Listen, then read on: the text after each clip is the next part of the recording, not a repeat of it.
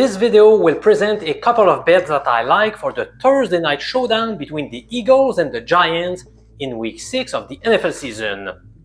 I'm Professor MJ, holder of a PhD in statistics. First, let's recap quickly how we fared last week. Once again, the overall performance was decent but not great. Indeed, overall we accumulated 7 wins and 7 losses against the spread. However, the picks with the highest grade crushed the bookies again. Here's how the plays rated A performed in Week 5.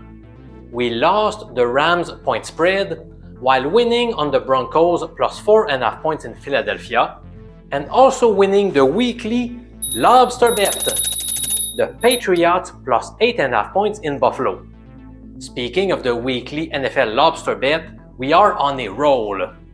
3 weeks ago, I claimed we would post a 4-1 record across the next 5 weeks, and since I made that call, we have gone 3-0. Remember that we're talking about what I believe is the absolute best wager of the week in the NFL. If you would like to join the winning with our group of savvy sports investors, just follow the link in the comments below to gain exclusive access to this very high confidence betting tip. Let's crush the bookies together, my friend! Now it's time to discuss the NFC East battle between the Eagles and the Giants. I will provide a couple of plays that I like. First, my official pick, graded B, goes to the first half under. More precisely, I recommend taking under 21.5 points to be scored in the initial half of this match. Many bookies are offering a total of 20.5. In such a case, I think it's a good idea to look at the alternative lines to grab 21.5. Despite the lower payout, I feel it's worth the investment. Last week, the Eagles threw the ball 38 times while running it on just 11 occasions. Why did they do that? They led the game for the most part, so the situation called for more runs.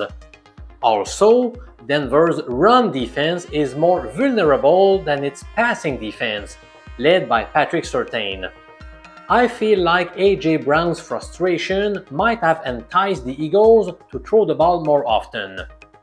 This week, I strongly believe they will go back to the run, and they have every reason to do it.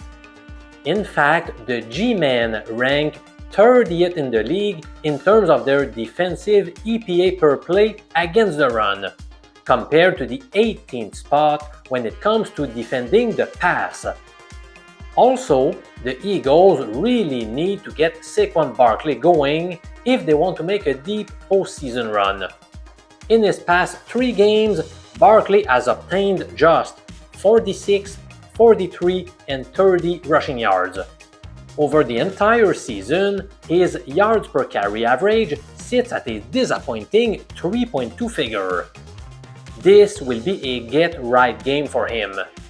If the Eagles run the ball more often, as expected, then that's going to run the clock more quickly.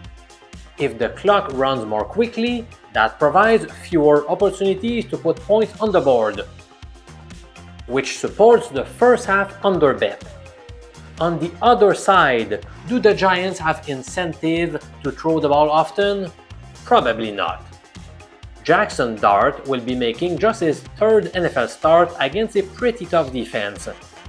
New York is coming off a game in which they turned the ball over on 5 occasions, so I'm sure ball security will be a point of emphasis.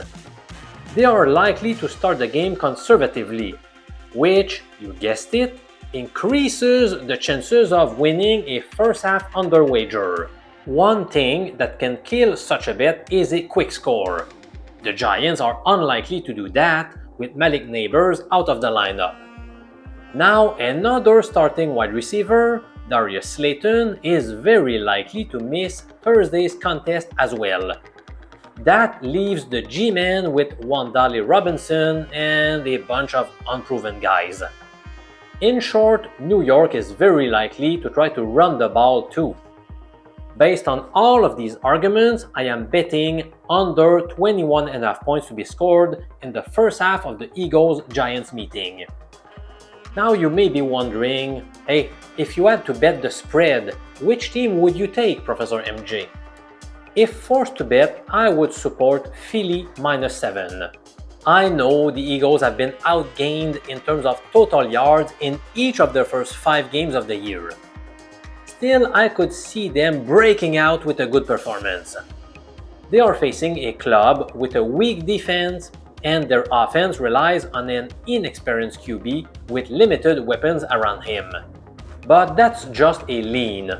Ultimately, I prefer to put my money on the first half under. Don't miss my NFL picks on the remaining Week 6 games. That video is coming up by Thursday night at the very latest. The best move you could make for now is to smash the subscribe button, while also hitting the little bell that will allow you to receive notifications as soon as I post new betting tips for you. We have more than 35,000 subscribers right now, and I'm grateful for every single one of them. I'm Professor MJ. I'm looking forward to sharing my NFL picks with you very shortly, including the plays rated A that have been destroying the bookies.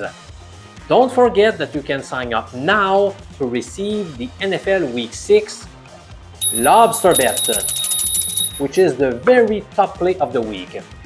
Follow the link in the comments, my friend.